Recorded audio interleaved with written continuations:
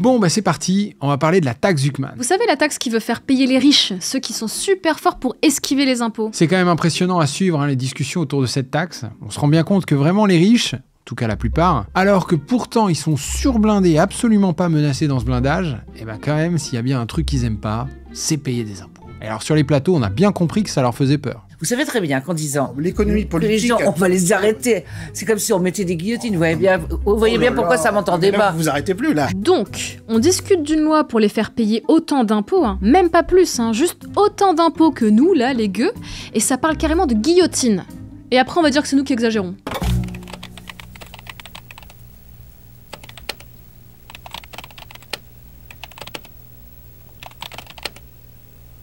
Zuckman part d'un constat assez simple. Selon les estimations les plus avancées dont on dispose, les 1800 Français les plus riches, ceux qui sont au sommet de la pyramide et dont le patrimoine est supérieur à 100 millions d'euros, paient proportionnellement à leurs revenus 2 fois moins d'impôts, taxes et cotisations que le reste des Français. Pour la lecture de ce graphique, les auteurs ont réparti l'ensemble de la population française dans des groupes de richesse, donc de ceux qui touchent le moins de thunes à gauche, à ceux qui en touchent le plus, les milliardaires, à droite. Vous voyez que le taux d'imposition total estimé grimpe petit à petit de 45% pour les 10% les moins riches, jusqu'à arriver à 55% pour les 99,9%, les multimillionnaires.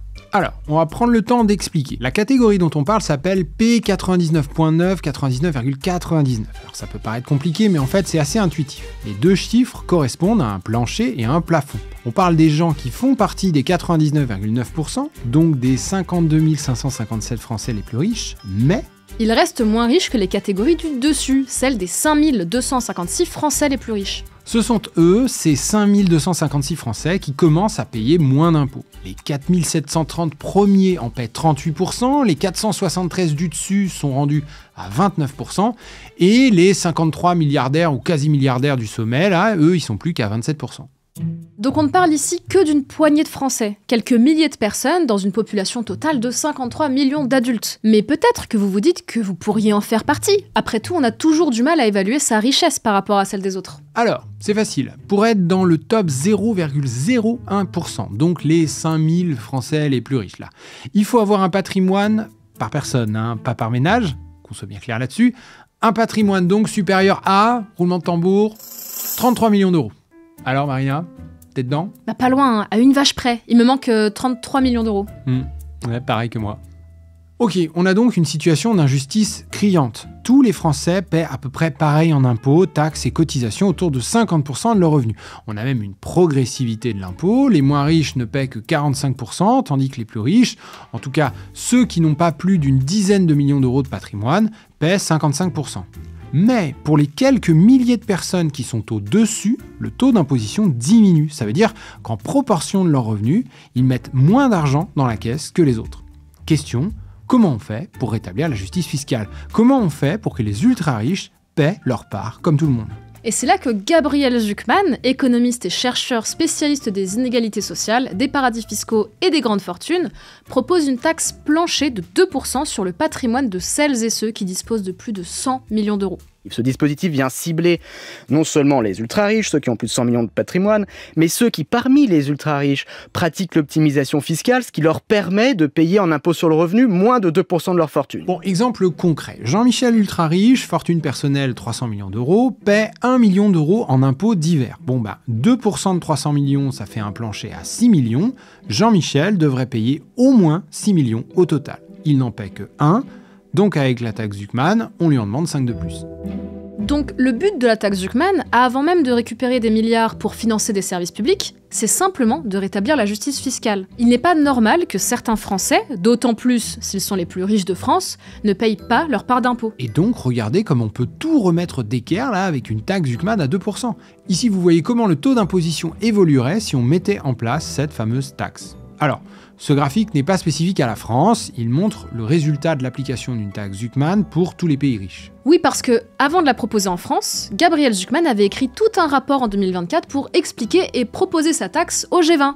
Ben non, pas les supermarchés, on parle bien des 20 pays les plus riches du monde.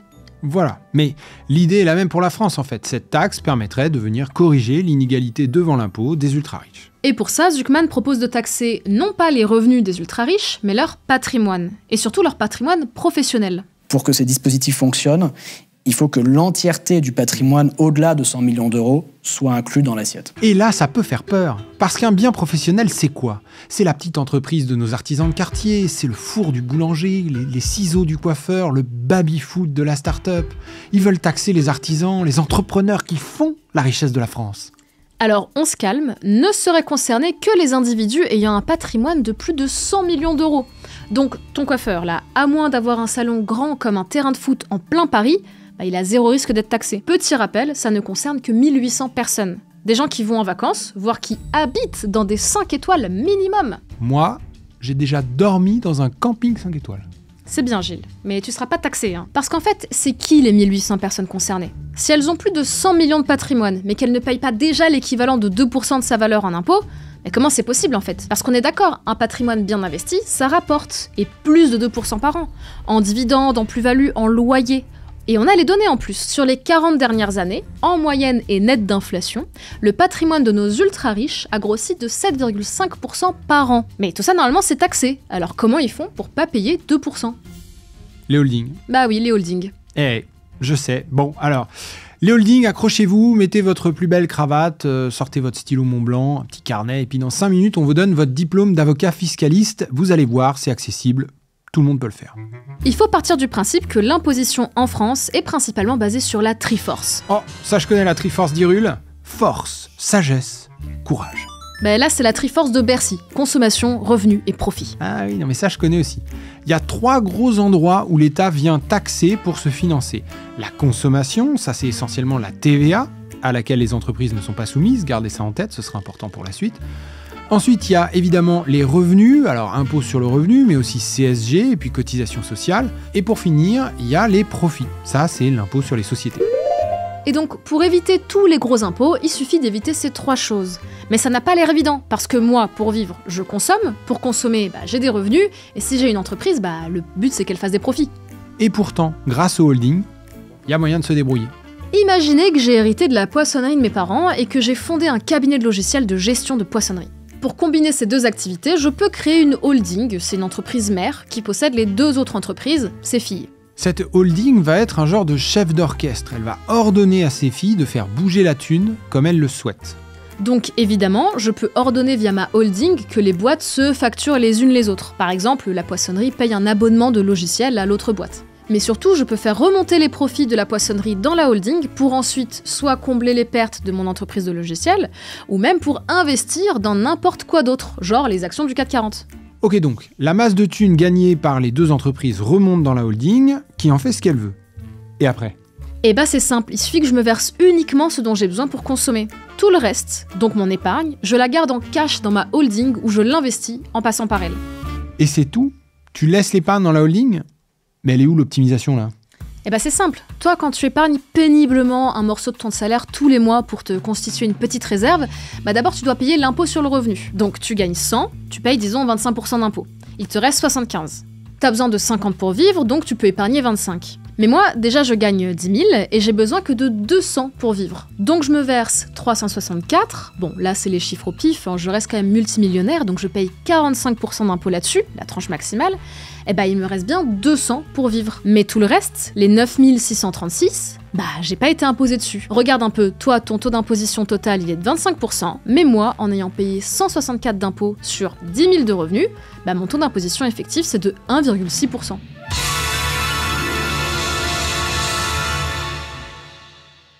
Donc c'est ça l'arnaque. Le gros de l'injustice, il vient de là. Les ultra-riches ne passent pas par la case impôt sur le revenu avant de pouvoir épargner. Alors que vous, oui. Vous êtes imposé sur l'ensemble de vos revenus qu'ils servent à consommer ou à épargner. Mais on peut encore aller plus loin, parce que finalement, quitte à être proprio d'entreprise, autant utiliser leur activité pour servir directement mon train de vie. Comme ça, je peux encore réduire le montant que je me verse pour consommer. Ouais, enfin, tu vas faire quoi? Manger les poissons de ta poissonnerie, aller chercher les gamins à l'école avec le van de la boîte, dormir dans la chambre froide? Ça fait pas rêver cette histoire. Et pourtant, c'est bien ça le plan. Simplement, pour avoir un train de vie de pacha, il te faut pas une holding de pauvres avec juste 2 boîtes dedans, il te faut un empire qui vaut des centaines de millions. Quelques hôtels de luxe, une agence de chauffeurs, une entreprise de location d'avions ou de yachts. Quant à tout ça, en vrai, avoir des revenus sur ton compte, c'est vraiment un truc de pauvre. Évidemment, en théorie, un individu peut pas se servir des biens d'une entreprise pour son utilisation personnelle. Ça s'appelle de l'abus de bien social. Parce que si on considère qu'une personne qui a une société holding et possède directement ou peut appréhender directement les sommes dans cette société, c'est simple, c'est du pénal. C'est de l'abus de bien social et de la fraude fiscale. Voyez ? Mais quand le big boss est milliardaire et donc super puissant et connecté, quand il mélange systématiquement déplacements, boulot et vacances, quand potentiellement, dès qu'il passe un coup de fil, il bosse, quand les montages qu'il utilise sont ultra complexes, masqués par 4 sociétés écrans entre lui et le service qu'il utilise, comment tu vas réussir à prouver qu'il y a bien eu abus ? C'est un des gros avantages de ces structures juridiques complexes. Les ultra-riches sont conseillés par des experts de la fiscalité qui vont les aider à penser leur structure de façon à vivre leur vie d'ultra-riches en ayant besoin du minimum de revenus. Pour les milliardaires, pour lesquels la quasi-totalité de leurs revenus, c'est des dividendes, ils ne payent pas d'impôt sur leurs revenus sur ces dividendes, parce que sur le papier, ces dividendes ne leur sont pas versés à eux, personnes physiques, mais à des sociétés holding qui n'ont comme autre fonction, pour l'essentiel, que de faire écran à l'impôt. Et même si c'est hyper difficile à prouver, parfois ils se font quand même choper. Du coup, grâce à la holding qui possède toutes les boîtes et qui récupère tous les profits, ton épargne n'est pas taxée, pas ou peu d'impôt sur le revenu, mais en plus, si presque tout est acheté par des entreprises, il n'y a pas de TVA non plus. En pratique, comment ça se passe ? Ma holding va créer une entreprise, par exemple à Malte. Cette entreprise fait l'acquisition d'un yacht à 100 millions d'euros et le louer, ce qui va me rapporter des thunes. Mais quand j'en ai envie, 2-3 semaines par an histoire de décompresser, je loue moi-même le bateau de ma boîte, à un tarif préférentiel évidemment. Ici encore, on va prendre un petit exemple numérique pour bien comprendre. Le yacht coûte 100 millions d'euros. Si vous êtes un contribuable normal, pour vous l'acheter, il vous faut un revenu de 182 millions. Pourquoi ? Parce qu'avant de pouvoir consommer, on l'a déjà vu tout à l'heure pour l'histoire de se verser des revenus ou pas là, il faut payer l'impôt sur le revenu à 45%, toujours la tranche maximale, on parle de millionnaires là. Mais c'est pas fini. Ensuite, sur les 100 millions que vous dépensez, l'entreprise qui vend le bateau n'en touche que 83, ce qui correspond au prix hors taxe. Le reste, c'est de la TVA pour le budget de l'État. Conclusion, pour s'acheter un bateau à 83 millions d'euros hors taxe, il faut normalement payer plus de 99 millions d'euros d'impôts et de taxes. Mais pas si on passe par une holding. Là, pour acheter un bateau à 83 millions hors taxe, il en faut juste 111. Parce que même si les millions d'euros viennent d'une entreprise que vous contrôlez, il faut quand même payer l'impôt sur les bénéfices à 25%. Mais bon, 54% d'impôt dans le premier cas, 25% dans le deuxième, je pense que vous voyez bien l'intérêt. Donc d'un côté, un super millionnaire qui s'achète un yacht hors taxe en payant que 25% d'impôts, et de l'autre, un Français moyen, disons imposé à 30%, qui s'achète un pédalo TTC en payant, lui, 42%. Où est la justice fiscale là-dedans ? Bon, là, on est resté dans des schémas simples et théoriques. Mais comme on l'a dit, l'un des gros intérêts des holdings, c'est la complexité des montages financiers qu'elles permettent. Je vous propose donc de regarder à quoi ressemble une vraie holding en allant consulter Papers, un site qui collecte toutes les données en libre accès disponibles sur les entreprises. Voilà donc le graphe Papers de la financière Pinault, une holding créée en 1987 par François Pinault. Première chose, on voit bien que c'est une boîte familiale puisque la plupart des personnes liées à cette entreprise portent le nom Pinault. L'autre chose, c'est que cette holding est liée à d'autres petites boîtes comme Garuda, 0 salarié, ou Pinault Trusty, toujours 0 salarié. Mais la pépite là-dedans, c'est Artemis. Pas plus de 1 ou 2 salariés, mais toutes les thunes de l'Empire remontent ici. Cette petite boîte quasi sans salariés mais avec de gros bénéfices, elle investit dans et contrôle plein d'autres boîtes. Et c'est ce que l'on voit ici. On va avoir des sociétés civiles immobilières, des domaines viticoles de toutes sortes, domaine de génie, domaine de château grillé. Vous avez aussi une boîte à 0 salarié nommée Ortigia, enregistrée comme ayant des activités auxiliaires de services financiers et d'assurance. Donc là, a priori, ce sont des entreprises qui servent de véhicules financiers, donc qui peuvent acheter des actions par exemple. Un peu comme si c'était un compte titre ou une assurance vie dans une banque. Dans le même genre, on a aussi Selena, Cara Obligation, Terissam, Semirat, Kersin. Ça ressemble à d'autres véhicules financiers, puis au bout d'un moment, voilà, ça devient dur de trouver des noms. Alors on va les appeler Artemis 42, Artemis 29, Artemis 80, 12 80, 24 41. Attends, 12, 81, 24, 41. Il doit avoir un sens caché là-dedans. Donne-moi un stylo, un papier, faut qu'on creuse tout ça. Marina, ils ont eu la flemme. Non mais attends. Terissam, Semirat, c'est des anagrammes d'Artémis. Non mais bon Dieu, ça voudrait dire que... Ils ont eu la flemme. Ouais, peut-être, ouais. Ouais, ils ont eu la flemme. Hey. Bon, et sinon, la Sebdo, c'est la société éditrice du journal Le Point. Et fun fact, vous pouvez acheter le numéro 2262 pour 5,90 € et y lire que le non-sens économique, c'est pas d'avoir tellement d'entreprises holding que tu sais même plus comment les appeler. Non.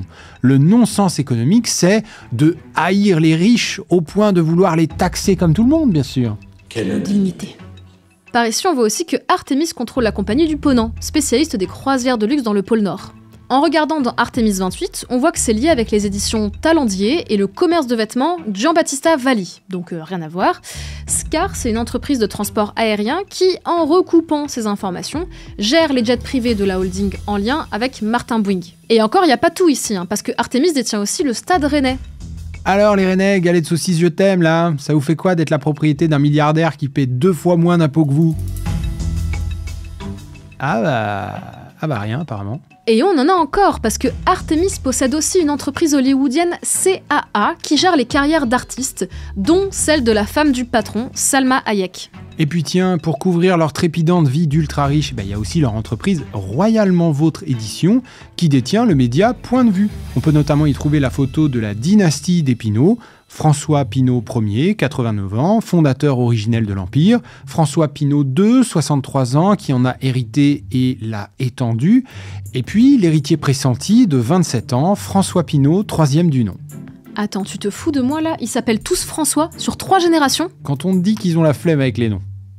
Bon, ok, pourquoi on vous a emmené voir la complexité de la holding des Pinault là? Bon, premièrement, pour vous montrer à quel point la complexité des connexions est débilissime, ce qui rend toute enquête potentielle très compliquée et coûteuse. Et encore, avec Papers, on n'a regardé que les entreprises immatriculées en France, parce que très certainement qu'il y a plein d'autres anagrammes d'Artemis là, dans les registres de pays étrangers. Ensuite, pour que vous compreniez aussi que dans tout ce qu'il possède, tout n'est pas optimisé simplement pour rapporter le plus de profit possible. Déjà, c'est toujours bien de diversifier son épargne. Mais les ultra-riches utilisent aussi leur entreprise pour se faciliter la vie, leur rendre des petits services ici et là. Les vignobles, les sociétés immobilières, la boîte qui gère les carrières d'acteurs, ainsi que pour orienter le discours politique dans un sens qui leur convient, leurs médias. Mais, pour en revenir à nos histoires d'imposition, on vous a parlé de la holding des Pinault pour illustrer un dernier point. Vous savez, la Triforce des impôts, la Triforce de Bercy, consommation, revenu, profit. Jusque-là, on a expliqué que grâce au holding, on pouvait échapper aux 2 premières. Mais, il y a aussi moyen d'échapper à la 3e. Le moteur du groupe des Pinault, c'est la société Kering, qui est spécialisée dans le luxe. Elle rassemble des noms comme Gucci, Yves Saint Laurent, Balenciaga, Boucheron. Kering, c'est 47 000 collaborateurs pour un chiffre d'affaires de 17,2 milliards d'euros en 2024. Mais Kering, c'est aussi 1,2 milliard d'euros d'amende en 2019 pour fraude fiscale avec sa marque Gucci. Explication. Kering possède une boîte qui fabrique des lunettes bien qualies en Italie avec un joli logo Gucci dessus. Mettons que ça leur coûte 50 € la paire. Les prix sont indicatifs, ici c'est pas les vrais prix, on les connaît pas, c'est juste pour illustrer notre propos. Bon, les lunettes de luxe qui ont coûté 50 sont vendues 51 € à une autre boîte basée en Suisse, à Cadem Pinault, qui s'appelle LGI. Donc ici, on voit que l'entreprise italienne ne fait quasi aucun bénéfice. Normal, l'impôt sur les sociétés en Italie c'est 24%, c'est beaucoup trop. Ensuite, LGI vend ses lunettes Gucci à Gucci pour, attention, 440 € la paire. Gros bénéfice là. Et c'est normal parce que les profits en Suisse ne sont taxés qu'à 8%. Et finalement, Gucci vend les lunettes à 450 € avec une petite marge de 10 €, juste ce qu'il faut pour couvrir les salaires des vendeurs et les loyers des boutiques. La question c'est, où est réellement située la valeur ajoutée dans cette histoire?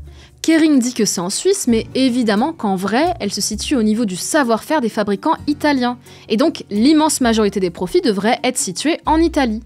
D'où la condamnation de Kering en 2019. Mediapart avait obtenu un enregistrement de François Pinault qui admettait carrément déjà en 2016 que le montage risquait de leur péter à la gueule. Dans des groupes cotés comme nous, le sens de l'histoire, on le sait très bien d'ailleurs sur Cadem Pinault et l'Italie, le sens de l'histoire, c'est qu'on ne peut plus s'amuser à faire de l'optimisation fiscale dans les paradis fiscaux. Ça va nous péter à la gueule.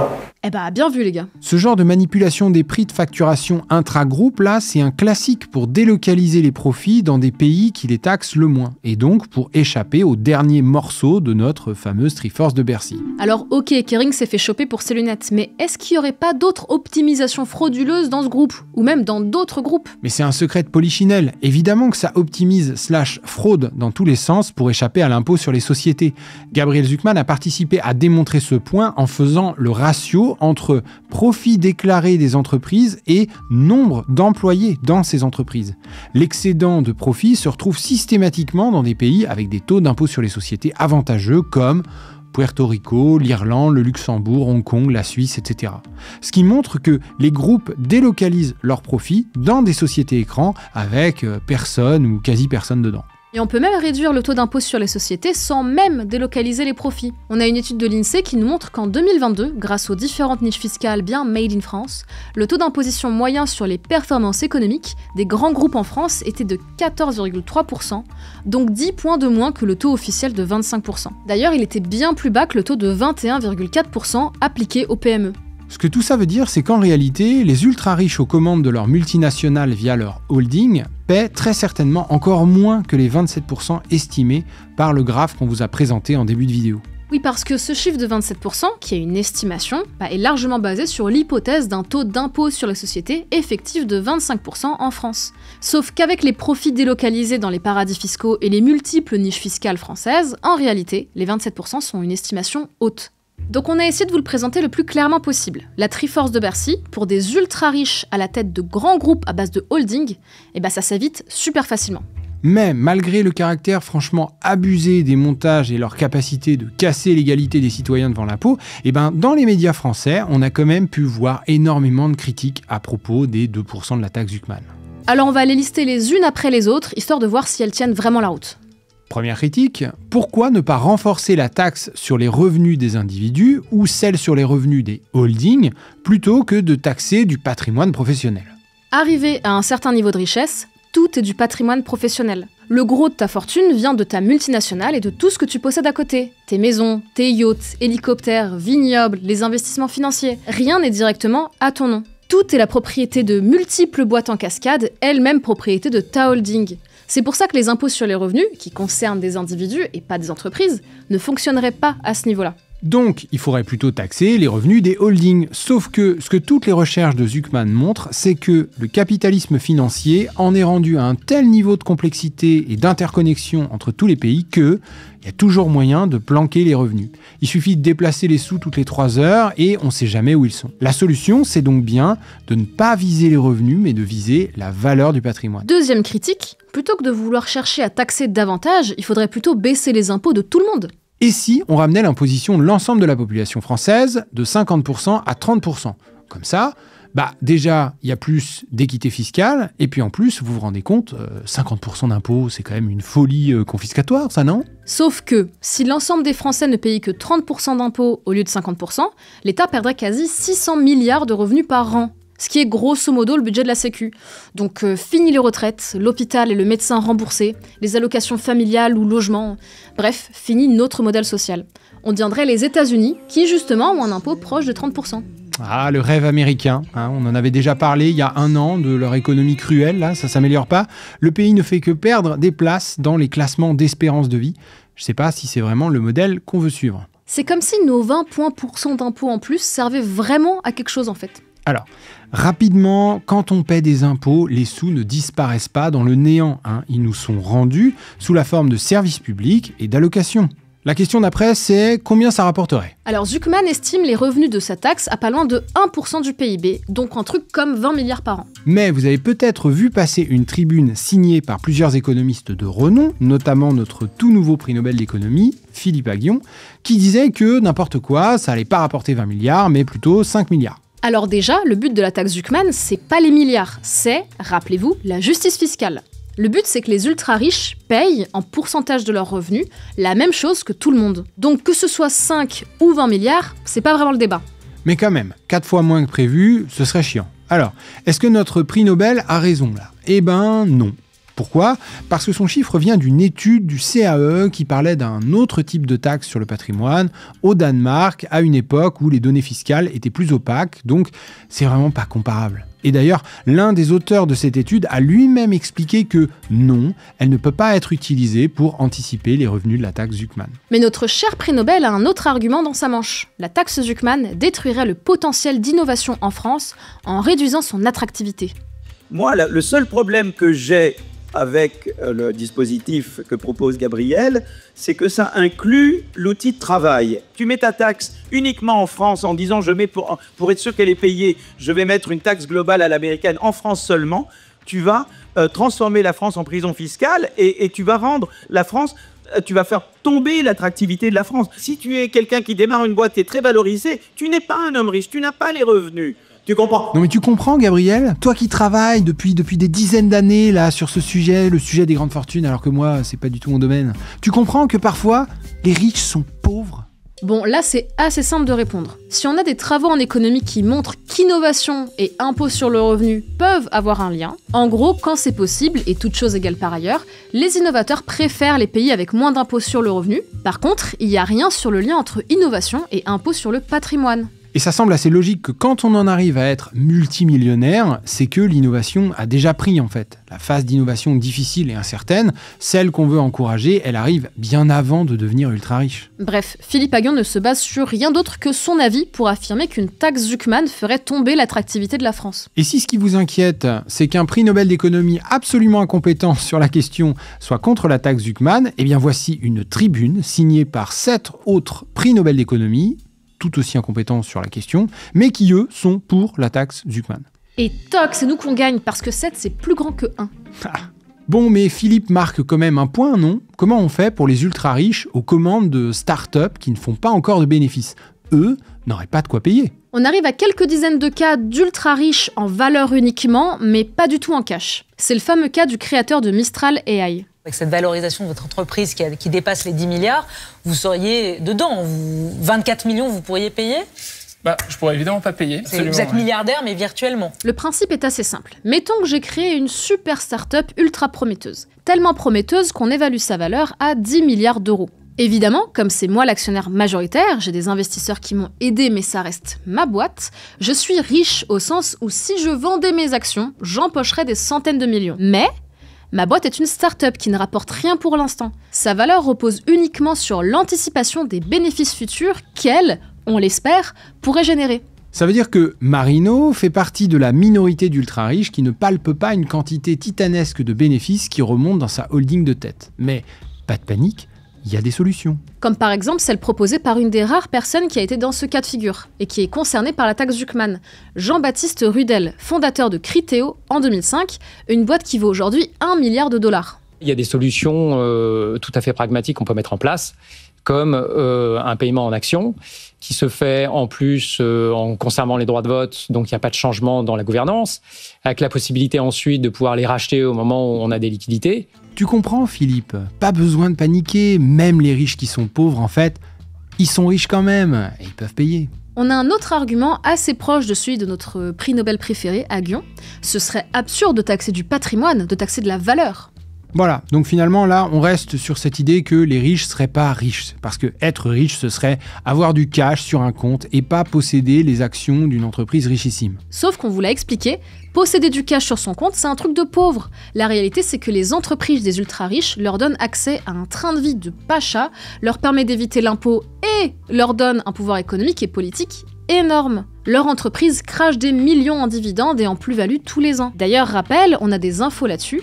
Sur les 40 dernières années, le rendement du patrimoine des ultra-riches a été en moyenne de 7,5% par an, net d'inflation. Finalement, ce que propose Gabriel Zucman, en rétablissant la justice fiscale, c'est la réduction de la vitesse d'enrichissement des ultra-riches, de 7,5 à 5,5% par an.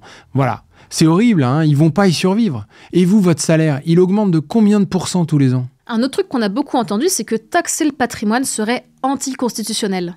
Ok, alors là, l'argument est un peu technique, mais on va essayer d'aller vite. Quand on a mis en place l'ISF dans les années 80, les riches devaient, comme pour la taxe Zucman, payer un pourcentage de la valeur de leur patrimoine. Par contre, les biens professionnels étaient exclus. Voilà. À ce moment-là, la Cour constitutionnelle avait dit « ok pour faire payer les riches en proportion de la valeur de leur patrimoine, mais il faut pas leur retirer plus de X% de leurs revenus. Sinon, on les empêche de vivre et l'impôt devient confiscatoire. Or, non seulement la taxe Zuckman est dépourvue de ce type de plafond, mais surtout, étant donné que les ultra-riches conservent l'immense majorité de leurs revenus dans leur holding, eh bien, il y a des chances que leurs revenus imposables soient plus faibles que les 2% de la taxe Zuckman. Petit exemple chiffré. La valeur du patrimoine de notre ultra-riche, c'est 100 millions d'euros. La rentabilité de son patrimoine, c'est 7%, donc il a 7 millions de revenus qui remontent dans sa holding. La taxe Zuckman est à 2%, donc on lui demande de lâcher 2 millions. Mais lui ne se verse que 1 million en revenus sur son compte courant. Du coup, la taxe Zuckman représente 200% de son revenu imposable. Et donc, la Cour constitutionnelle considérerait forcément ça comme confiscatoire. Le truc, c'est que quand la Cour avait rendu cet avis dans les années 80, et puis on en avait reparlé sous Hollande en 2013, quand il avait voulu mettre une tranche d'impôt sur le revenu à 75%, on savait pas que les ultra-riches payaient 2 fois moins d'impôts que le reste des Français. La recherche en économie n'avait pas encore tranché là-dessus. Mais maintenant, on a l'info. Si on demandait à la Cour son avis, c'est pas du tout sûr qu'elle aboutirait à la même conclusion. Parce que, comme l'explique Gabriel Zuckman, notre Constitution dit bien que les Français doivent être tous égaux devant l'impôt. Or, les données montrent que ce n'est pas le cas. Voilà, donc non, la taxe Zuckman ne serait pas forcément retoquée par la Cour constitutionnelle. Enfin, vient l'argument du « si vous taxez les riches, ils vont tous se barrer ». Bon alors, grand classique, je vous rappelle que seuls ceux qui ont des centaines de millions et encore plus échappent à l'impôt en France. Donc, si ceux qui ont des dizaines de millions paient leurs 55% d'impôt sans se barrer, pourquoi faudrait-il avoir peur que les riches du dessus le fassent ? Et oui, les riches qui émigrent parce qu'ils se sentiraient trop taxés, c'est un phénomène réel, mais marginal. On dispose de pas mal d'études économiques sur le sujet. On en avait parlé dans un précédent épisode en mentionnant le cas des États-Unis, où l'impôt sur le revenu est différent d'un État à l'autre. On avait expliqué que non, les riches ne déménagent pas, même au sein de leur propre pays, pour profiter de taux d'imposition plus bas. Donc voilà, on vous renvoie à cette vidéo où on expliquait qu'il y a beaucoup d'études sur le comportement des riches, que c'est pas si évident qu'ils partent, et que quand bien même ils le feraient, on pourrait mettre des outils en place pour les contrer. Par exemple, la taxe Zuckman prévoit une clause qui rend les contribuables concernés redevables de la taxe jusqu'à 5 ans après leur déménagement. C'est déjà une bonne base, ça. Bon, qu'est-ce qu'on retient de tout ça ? Eh ben, vous payez entre 45 et 55% d'impôts, les 1800 Français les plus riches n'en paient que 27%, parce que leur épargne est bien au chaud dans leur holding, et peut-être même encore moins grâce à l'optimisation. La fraude. Voilà, l'optimisation à l'impôt sur les sociétés. Si les sondages d'opinion ne sont pas toujours à suivre les yeux fermés, là on peut quand même noter que la majorité des Français est favorable à la taxe Zuckman, peu importe leur couleur politique. On dirait bien que les Français et Françaises se rendent bien compte de l'injustice fiscale dont profitent les ultra-riches. Sur le plan des arguments, on l'a vu, il n'y a aucune critique qui tient sérieusement la route.